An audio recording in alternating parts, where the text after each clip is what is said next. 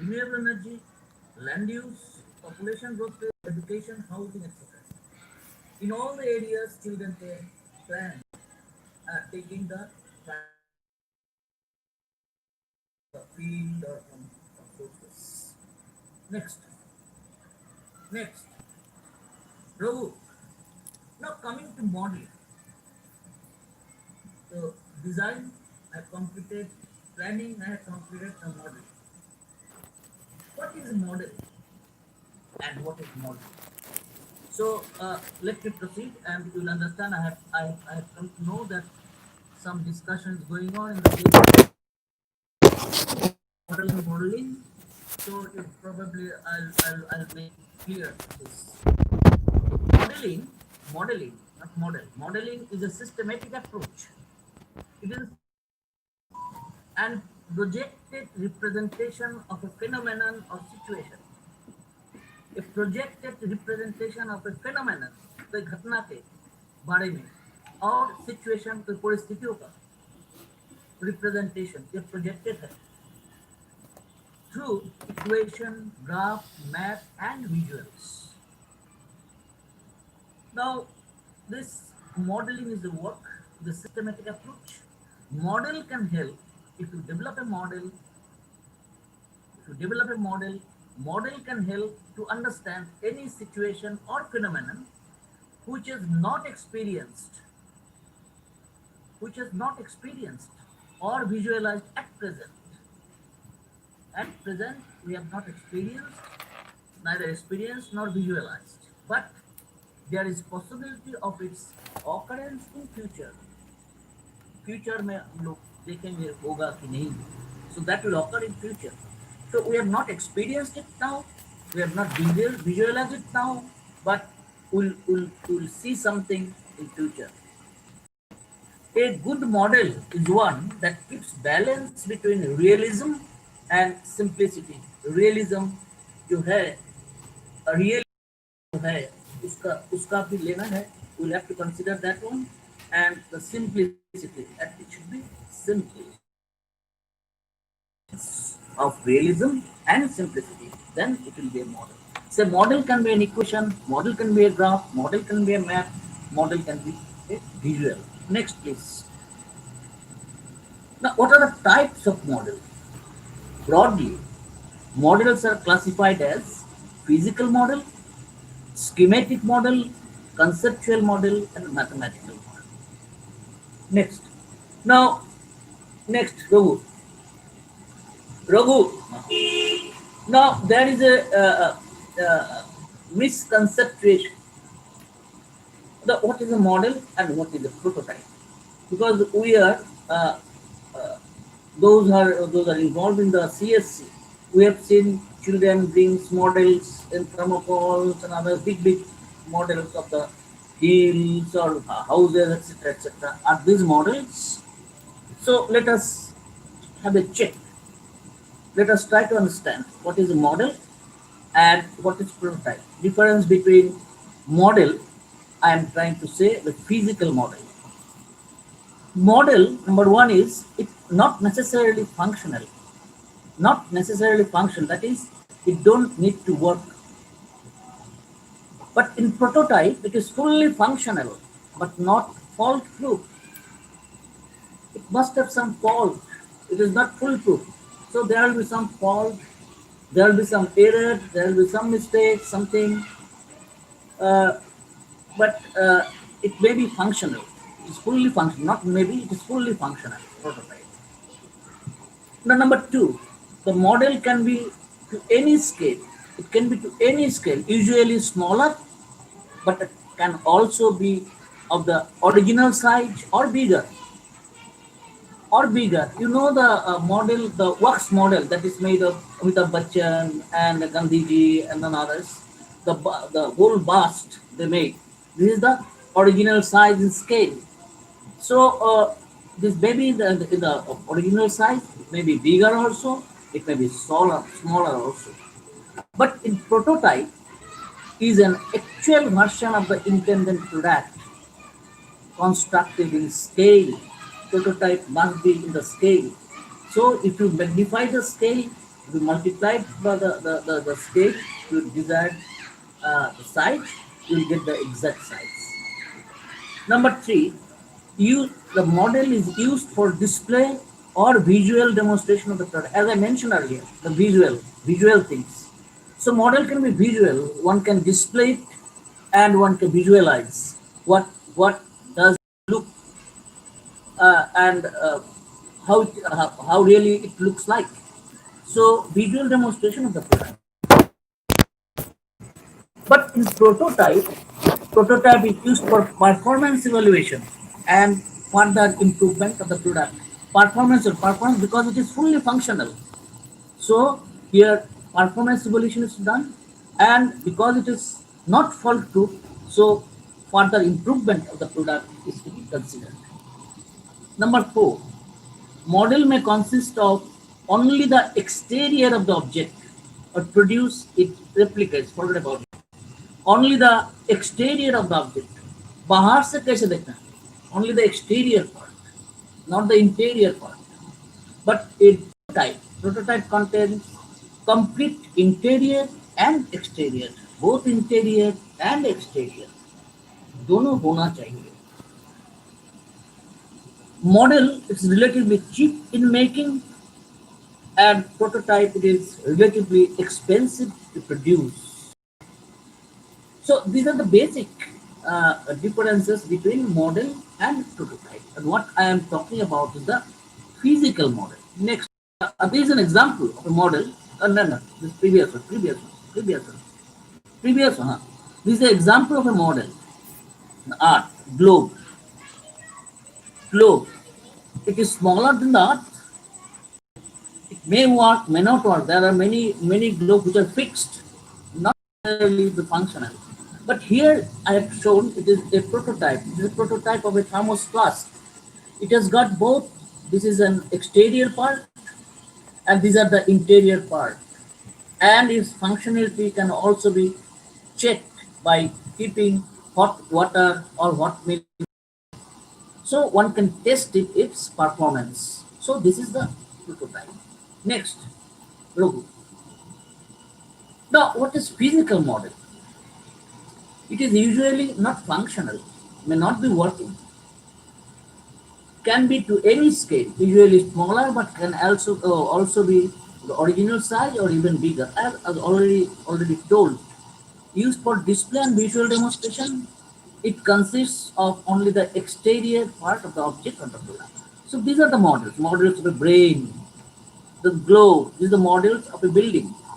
Only the exterior part is the internal. It's not the interior part is not shown. So this is the model, and these are known as the physical model. Next.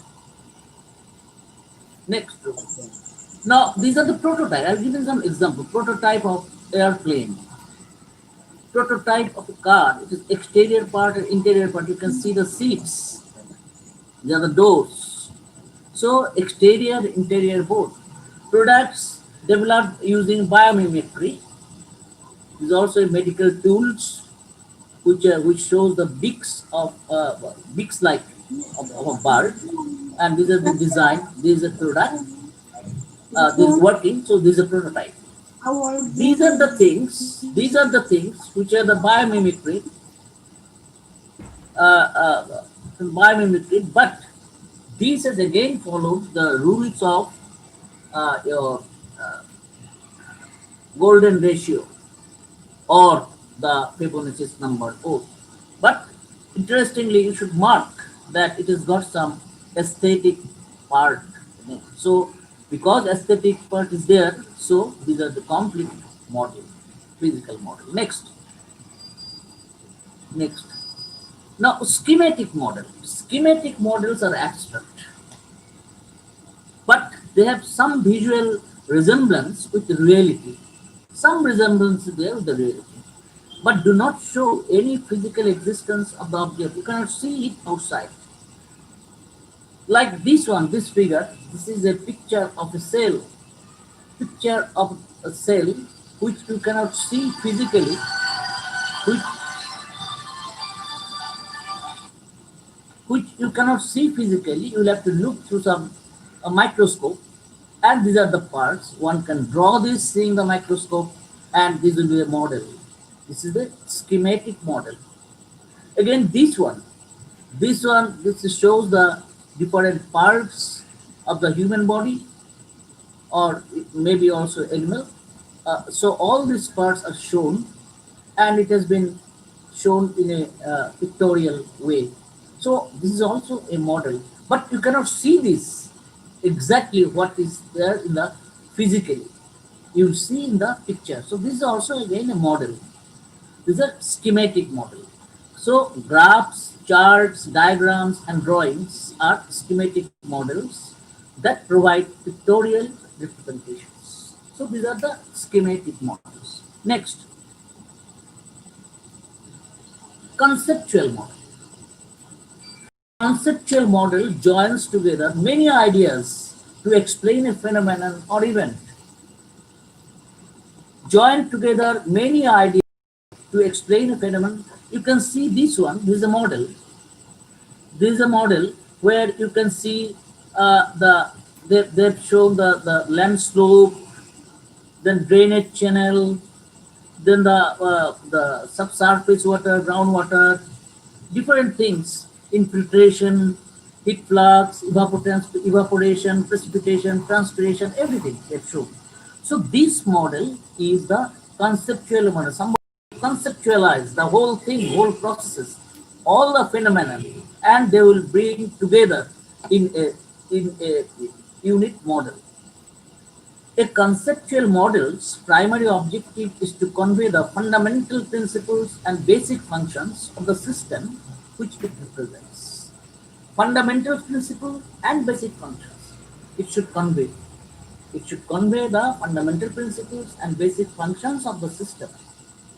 This conceptual model you can find out in different school for teaching learning.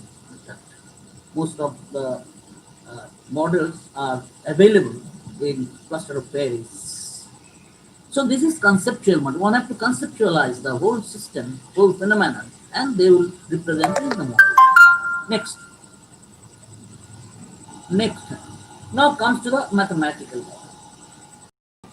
Mathematical models are abstract in nature, totally abstract. These models do not show situation.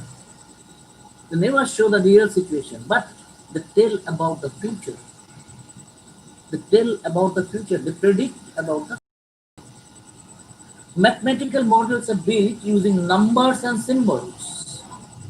Numbers, you know the numbers. Now what are the symbols?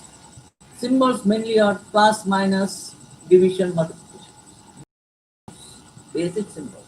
Numbers and symbols that can be transformed into functions, equations, and formulas.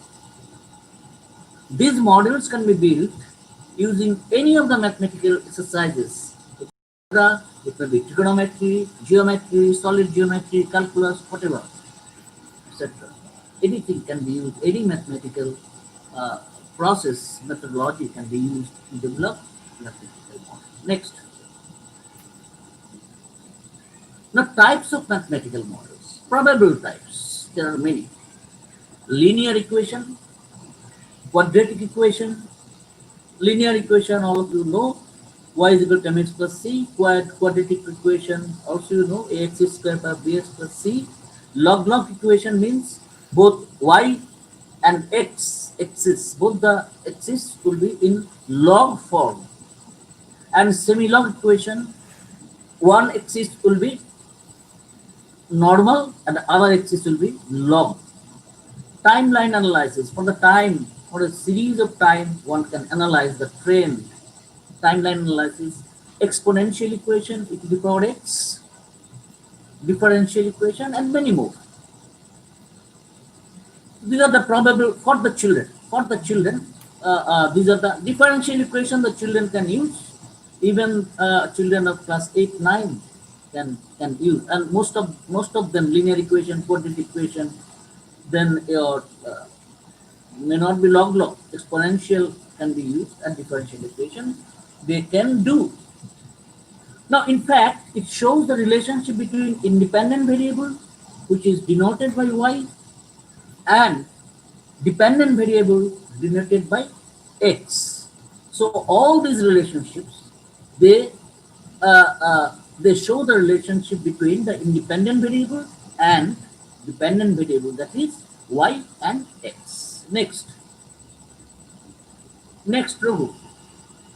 So this is all about, in a very, very brief way, although we have given in details in the activity guidebook. You please go through the activity guidebook.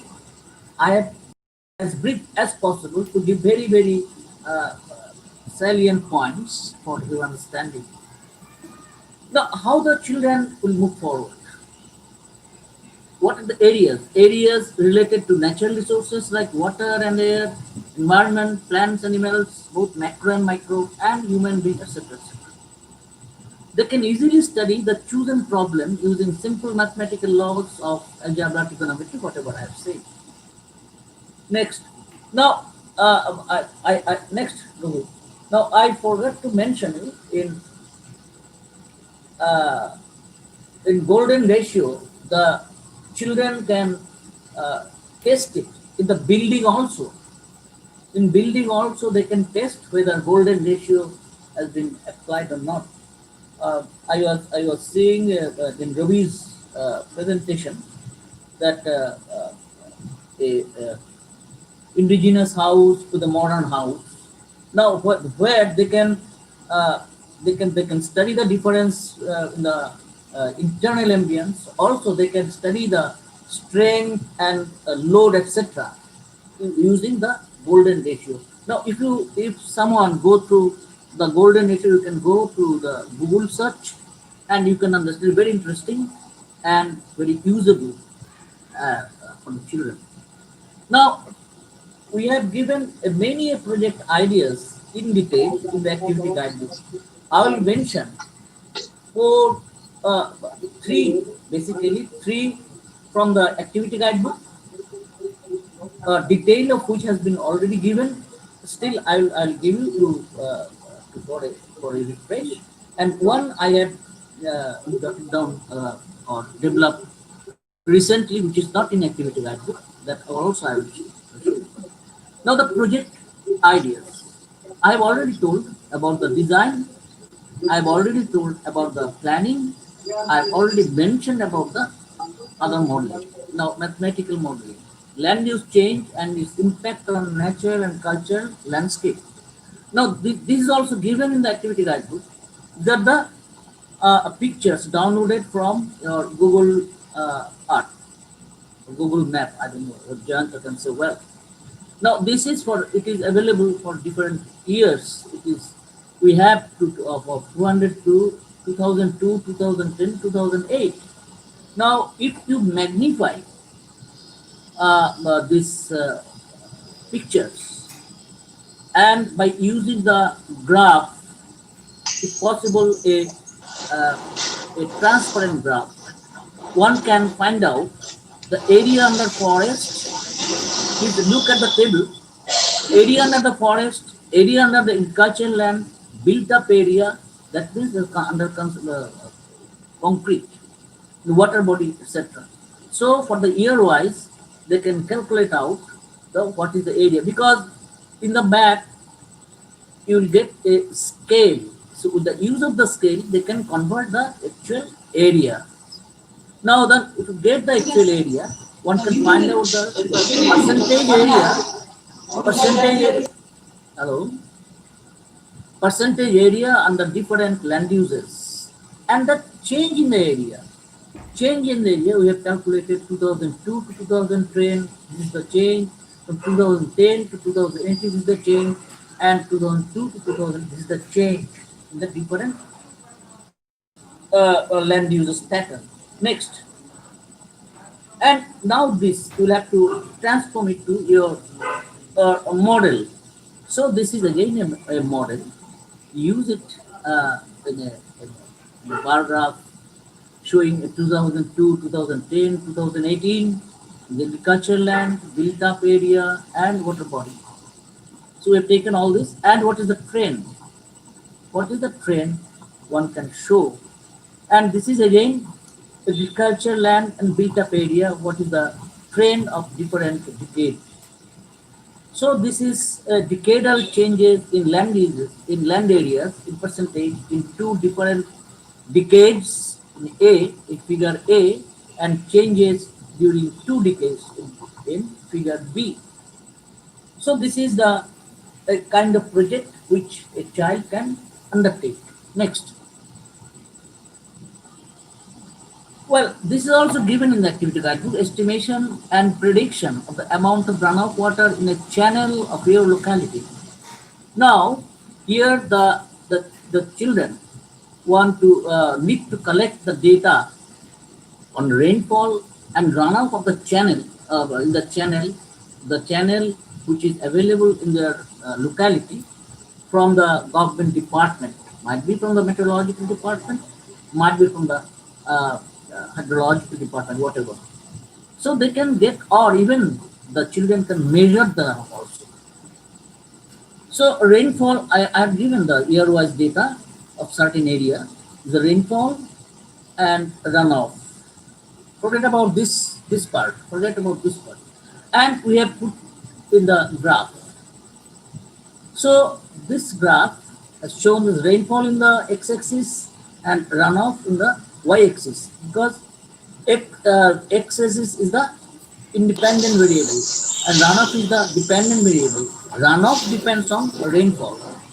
So rainfall will come in the x-axis and the dependent variable runoff will come in the y-axis. So we have put it like this. Now we have put this data year-wise, and we have got a straight line relationship. Now from this straight line relationship, one can develop this straight line equation. Q is the runoff. Q is the runoff in millimeter, and P is the rainfall or precipitation, which is also in millimeter. So Y means here Q, and 0.82 P means X, and minus 189.9 is the C. So 0.82 is the M, and 1.89.9 is the C. So this is the linear equation a child can work out. Again, using as per principle of variation that is available in algebra. From this equation, one can say that Q varies directly with P. Q varies directly with P.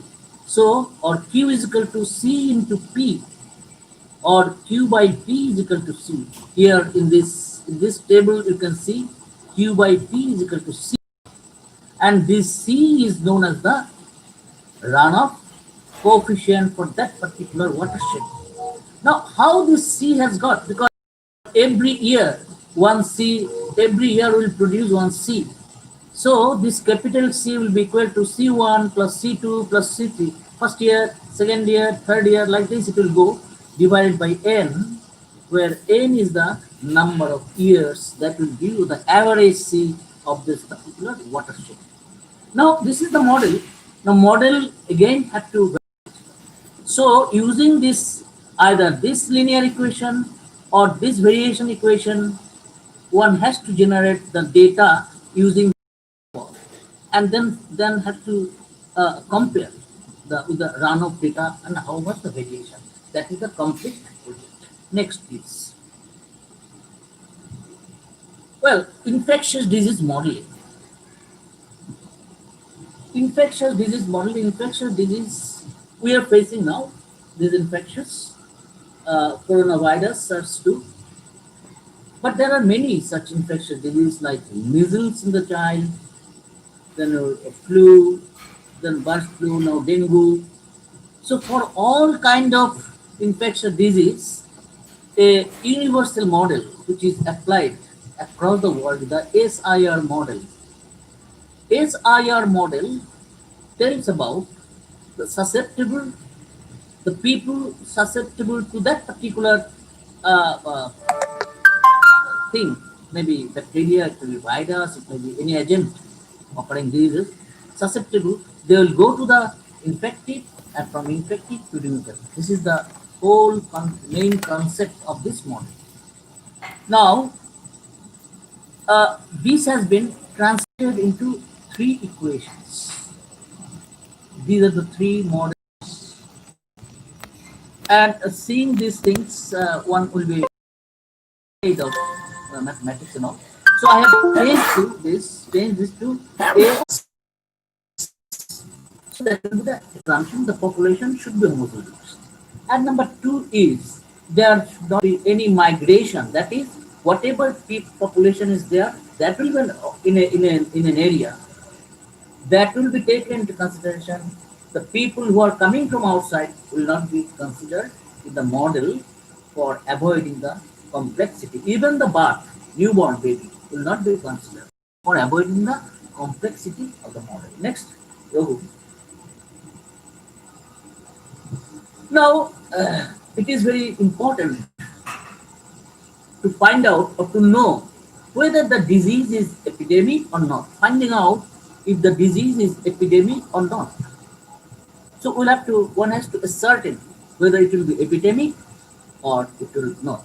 So for this, we'll have to find out the basic reproduction number, which is denoted by R0. I'm not going to explain this very then. So this is very important. One has to assign whether the disease is epidemic or not. Interestingly, it is also to be remembered that how much people, here lies the importance of this model. How much people will have to be vaccinated is also being determined by R0. This is used for determining the people, how much people of that particular homogeneous group will have to be vaccinated. So I am giving an example here. Let A is equal to 0.01 and B is equal to 0.086 and n means population, that is homogeneous population is 100. So if you calculate it, 0.01 divided by 0.086 into 100, you will get 11.6, since S0 is equal to n is equal to 100. In equation it is S0, so we have put 100. So it is 11.6. So result is it is greater than 1. So this particular disease having value of A.01 and B.086 will become infectious or epidemic. Next, I'm not principle. I'm not going to explain the whole modalities or steps of calculation. This it will take much time.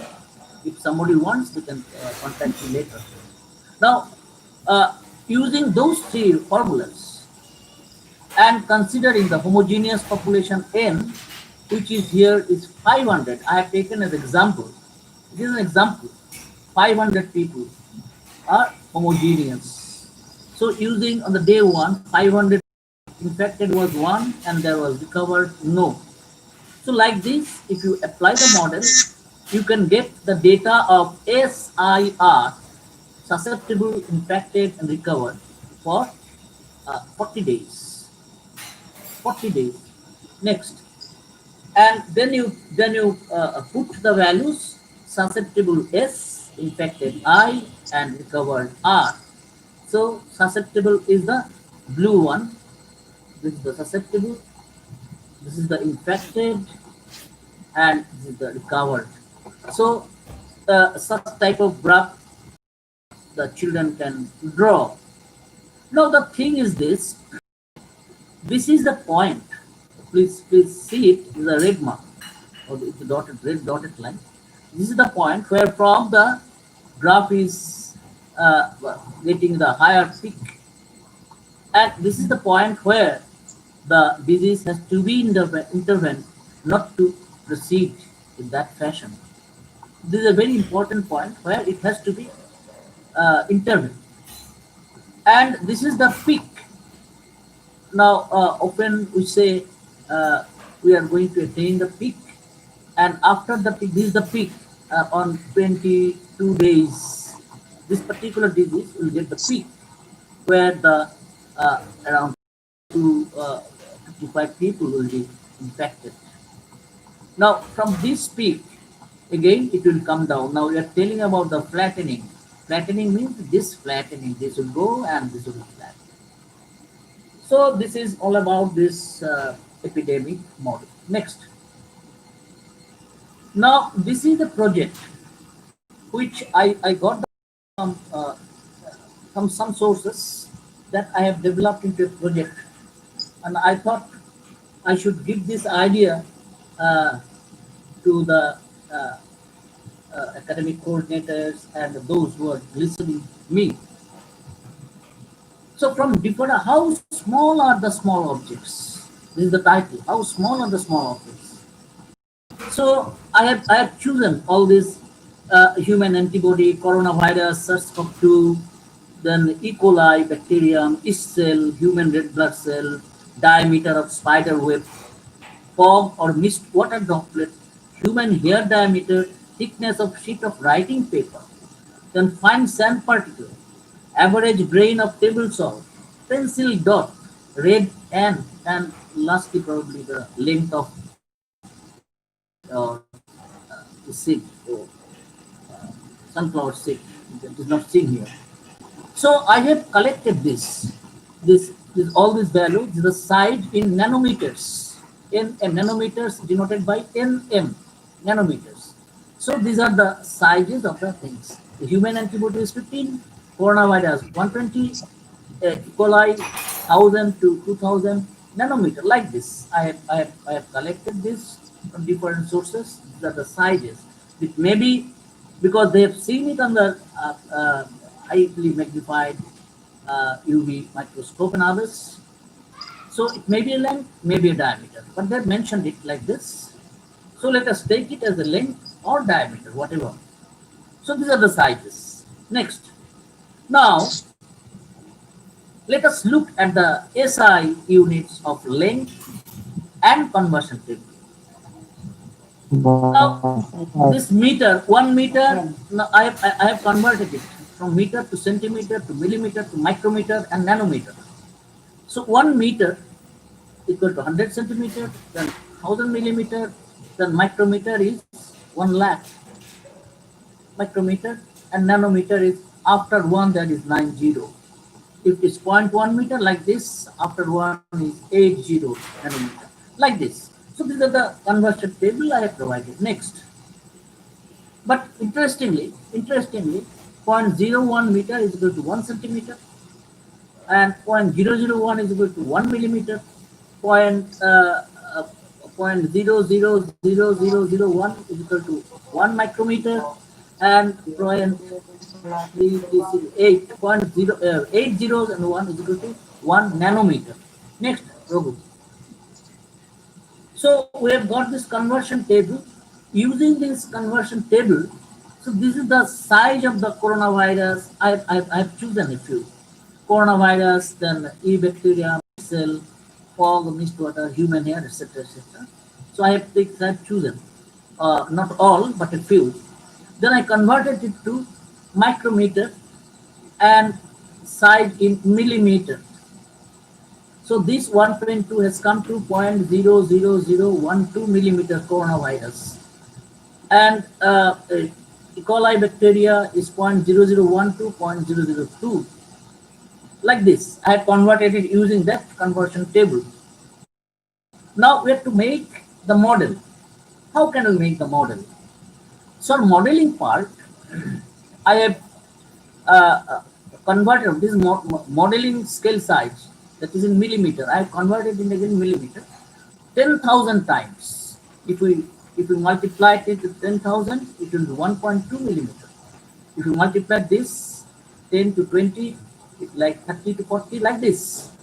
So you will get the scale size of the different objects. Next, please. Now, how to model it? Now, this is a one-dimensional model in 10,000 magnified scale. So this is a pencil dot. I have chosen only few for giving an idea only. This is a pencil dot. This much length, one dimensional, only length. This is a grain of table salt. Human hair is this much. Now, I have given 900 millimeter. This is a 5,000 millimeter. This is 10,000 millimeter. So almost half. Brain tau is half. Human hair is 900 millimeter. Spider web silk 55 millimeter.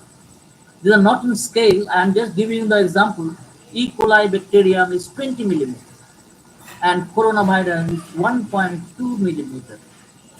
So a child can make a model like this and can compare the things. Now this is a one-dimensional model. But if we look at the figure of a coronavirus or other things, these are not one-dimensional.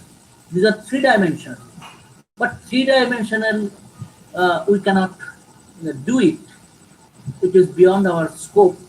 So I tried to show you the two-dimensional model. Next, please. Next, considering this is a pencil dot, always seen as a rectangle, but it should be square. It should be square. Uh, it has been changed. So it is a square pencil dot. It is the two dimension. This is the one dimension. This is the other dimension. And there's a grain of table salt is this.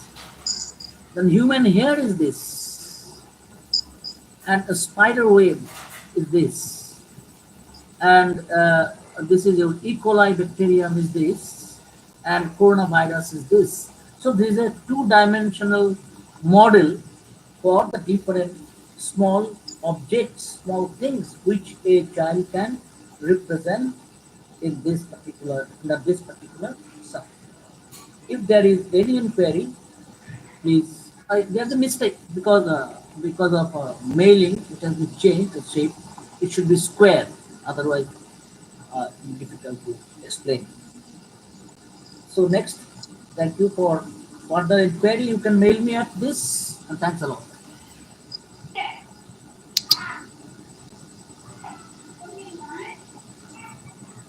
First to Raghu.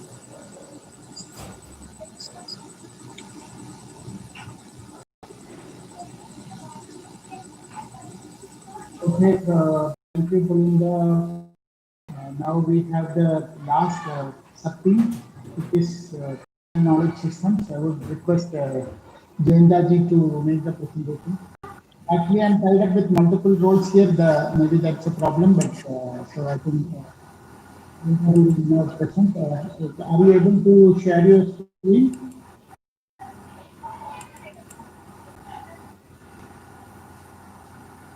Is it visible? Hello? Hello? Is it visible? Visible, Yeah, it's visible, visible. visible, visible, visible. Yeah. We Or you need to enlarge it. Yes, visible, visible. That's it. You can see it. So, our fifth and last sub theme is traditional knowledge system for sustainable living. So, uh, sustainable living can be possible through some of the means of traditional knowledge system. From that perspective, we have to understand that what is traditional knowledge system.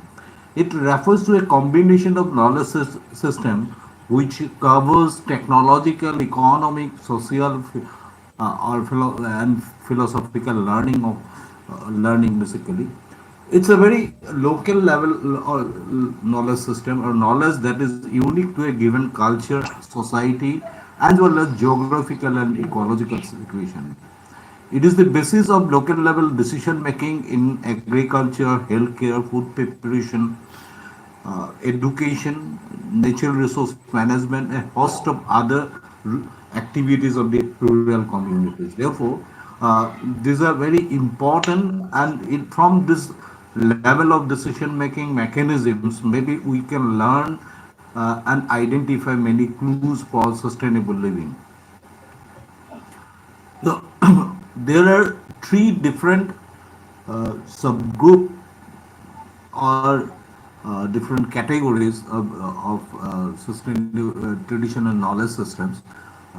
Basically, traditional ecological knowledge or knowledge systems, which encompasses basically the knowledge system which is related with the ecology, ecosystem, natural resources, weather and climatic conditions, and many of the other activities like the prediction, depicting the weather condition by observing the different bioindicators, identification of soil quality through different traditional method of filling by hand, spelling the soil applied in the context.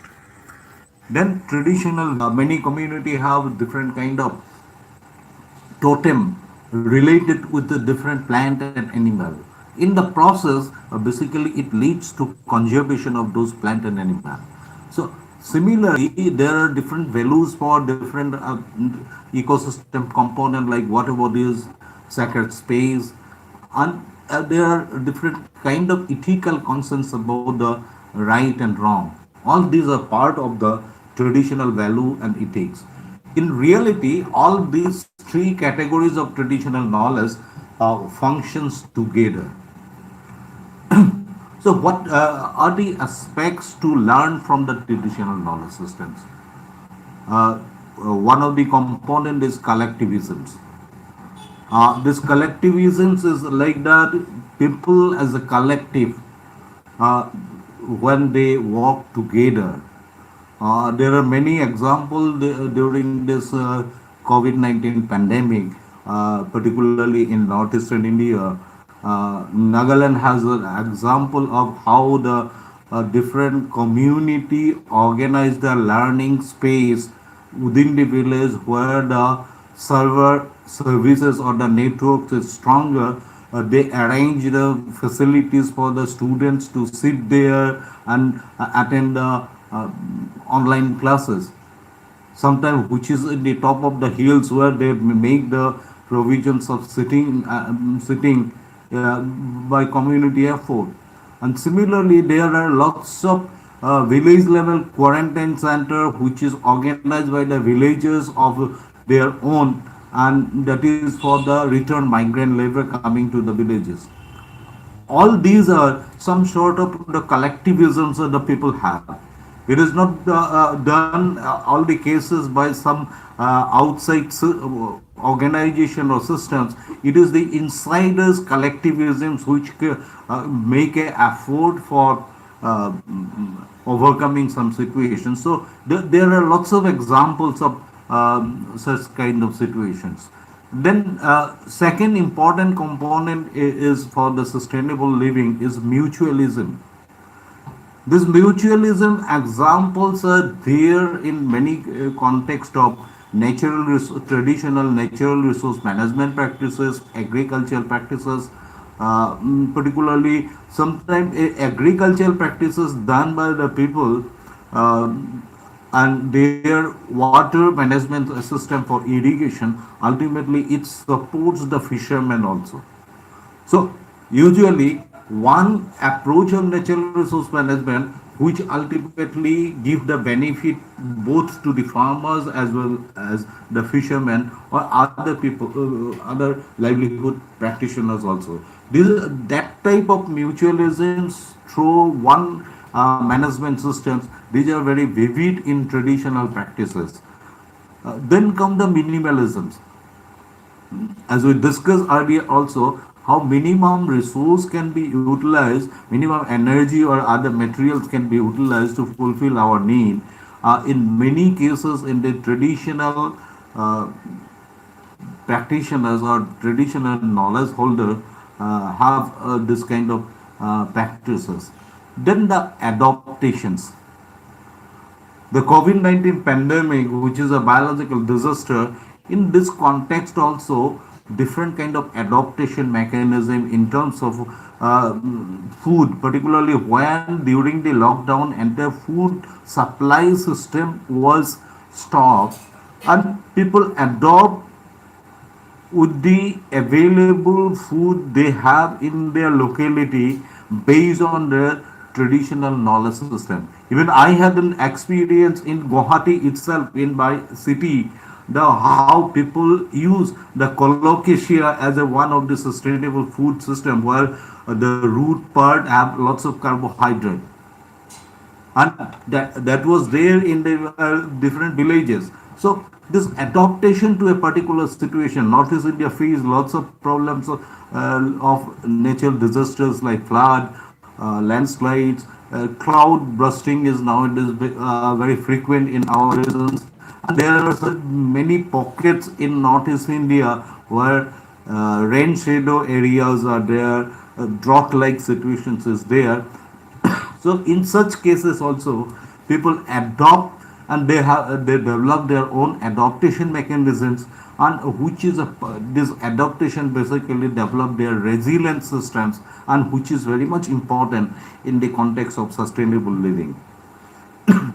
So in such context, basically in our purpose, traditional ecological knowledge and traditional technological knowledge, how this together link with the natural resource management, agriculture and animal husbandry, health, handloom and handicraft, construction and design, disaster management, and pursuing lifestyle and livelihood. In all these cases, there is a link. We may take to all this together or any of this component and try to find out what is the uniqueness, identification of unique practices which can provide a new clue for developing a sustainable life. That can be one area. Therefore, identification of unique practices is very important. Then proper documentation of these practices are following the principles of process documentations. Then validations of this practices means the different principles adopted uh, within the practices are very much important. It may be the scientific approach from the disciplinary approaches of physics, chemistry, biology, or the engineering. It may be the management approach, but the principles of management used from the perspective of management science. It may be the social science approach of what are the sociological or the approaches are adopted, which ultimately help in community mobilization or the inclusiveness, etc., can be identified and validated with proper analysis, and it can be linked to identification of scope or the scoping for application in the contemporary context. In certain cases, there may be some scope for improvisation of the practices to strengthen its impact for the sustainable living, and that can be adopted part of the study, and ultimately it can be linked to developing a sustainable lifestyle and livelihood for the communities. So that can be a broader perspective how we can look into the different practices in our context of designing a project. So some idea in the context of notice, I just want to share some idea how we can look into different kind of project to share some idea with our guide teachers so that they can discuss with their children and develop some project for studies. Sacred landscape and groves, its and how in biodiversity conservation and restoring ecological services. Uh, these are the different examples. The Moflang of Meghalaya, then the part of this Manipur sacred groves, the Sikkim sacred places, then the sacred places in Majuli, and in many places there are different sacred places which conserve the biodiversity. And basically, what are the different sources, diversity of life available, documentation of these things can be one aspect. Maybe one can take a one species of or one type of flora and fauna may be possible, and how this help in the ecological services, like the perennial supply of water through the stream originated from such sacred places can be another area. So how this water board is linked to the irrigation system or other uses. For example, the Moflang sacred groves of Meghalaya, which is very near to Ceylon, It is one of the source of water supply for the Shillong city. And another broader dimension is that Moflang is the only example in India about the carbon trading. Means the total carbon stock of the Moflang or carbon sequestration capacity of the Moflang against that from the international companies who producing carbon footprint, and how they compensate it for that purpose they are investing in Moflang, and that money it goes to 11 different villages situated in the neighborhood of Moflang, and that for their community development, infrastructure development. So this is a beautiful example how this kind of community conservations through their belief systems or through their cultural value ultimately give a potentialities of ecological security. At the same time, there is a prospect for economic security also. So, what one can do, even one can go for taking a small area out of a unit of area out of a sacred space, and estimate the carbon stock or the carbon sequestration capacity in it, and go for a estimation based on the contemporary or the current carbon trading rates. So that kind of activities can be possible, and it can be linked to the modeling also. Uh, then come the transformation of nature landscape to the cultural landscape. In many places in Northeast India, even in the valley part of Northeast India also, the when people started their settlement, ultimately through the process, these natural landscapes are converted to cultural landscape, developing the areas for agriculture and other activities. So one is the timeline of that one aspect. Second is the how people identify the area, which particular space for what kind of activities, what type of land use, what are the principles of it. Third is the some studies on these terraces, how they demarcate the terrace, and what is the slope angles of different terraces, how these terraces are designed, what are the water sharing mechanism among the terraces. All these can be a part of study to identify how the ecological services can be restored, at the same time how people's need can be fulfilled. And similarly, different kind of cultural practices which in the plains, for example, in this photograph there is the upper part of the bamboo which is put in a paddy field. Ultimately it can help to get together of the resting of different birds, and this bird ultimately help in pest control. So everything is linked together, and this kind of practices happen. And many times, the along the riverine area, people started to settle, but these settlements are not permanent settlement. These are the temporary settlement linking with the fishing or other kind of livelihood activities.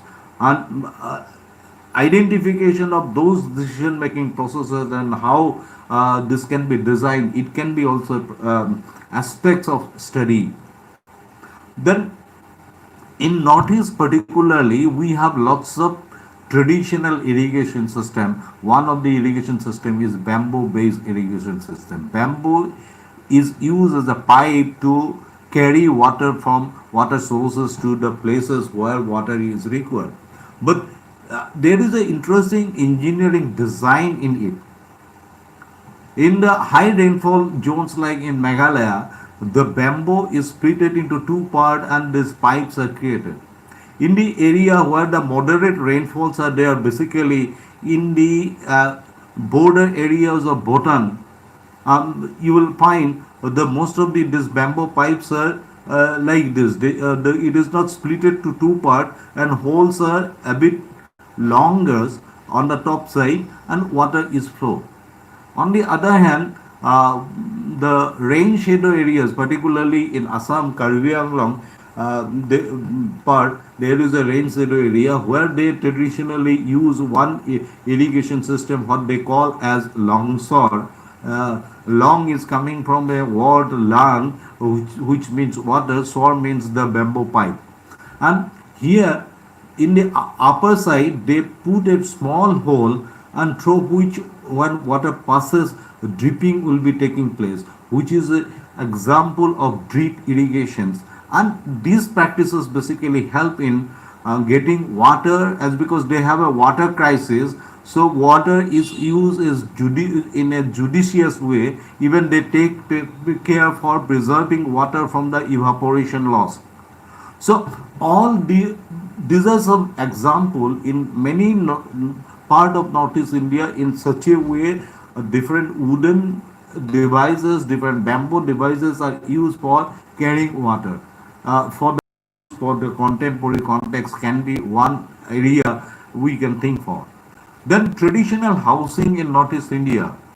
These are the houses of the Gado community in Meghalaya. These are the some houses in Arunachal Pradesh. These are in the plains of Assam, and these are the granary irrespective of the areas in Northeast India. This design of granary you will find, and these are the interesting wind corridor or reflection of solar passive architecture, which is there in the different monasteries of the Shankar Vaishnavite monastery in Majulis of Assam, which are designed in the old in the long back. So all these are the reflections of the some design component. Once here it is about the wind corridor and the light availability, where reflection of solar passive architecture is there. On the other hand, all other designs like this and these all these are steeled building, basically in the perspective of seismic sensitivity, to reduce the vulnerability and adapt with the seismicity. On the other hand, this particular design, which is very common in the Brahmaputra Valley, the whole habitat arrangement, or the homestead arrangement like this is a system basically developed to protect the housing areas from the wildlife threat. So these are the some of the ways we can look into understand about the design, how people construct it, and what are the merits and how it helps in adaptation and resilience development. That can be another areas of studies. Then bridge construction in Northeast India itself is a marvel, and there is a need of studies on this. Already the root bridge of Meghalaya are very popular, but there are lots of bamboo and can bridges in Northeast India. So some of the different kind of hanging bridges are there, where construction is designed without damaging the environmental component of that locality. Some very interesting design is there, like this one, which is on the hilly river terrain conditions. So where it is a bamboo basket, pillars are bamboo basket. Within that basket, they put the stones, and the upper platform is with the basket. So ultimately, what happened when all the river flows through the basket, and it does not create a pressure to break down of the bridge, because in the monsoon period, during the high rainfall, the water volume in this river will be more, but in such cases also it gives the robustness and resistance to that. From that perspective, this is a very interesting aspect. So designing component, its different use of material, and how it help in the robustness, or give the strength and stability and resistance development. All these are the part of the documentation of studies. And this is another example, uh, the technology design and approach people develop to meet the urgency.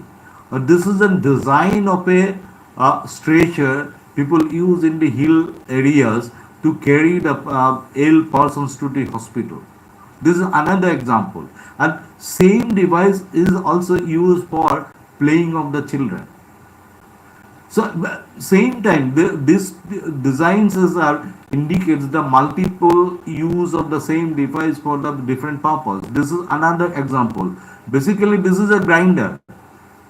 The women in the flood affected areas of Assam, particularly a tribal community missing, they use it grind their food grains. But same grinder is designed like a board. During the flood period, they can use this device as a boat also.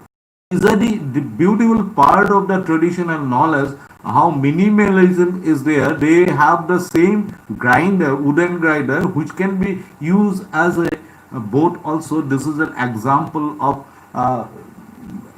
minimalism and the idea of technological knowledge of the local practitioners. Similarly, there are many communities, particularly in the monsoon period, before the transplantations or after transplantations of paddy also there.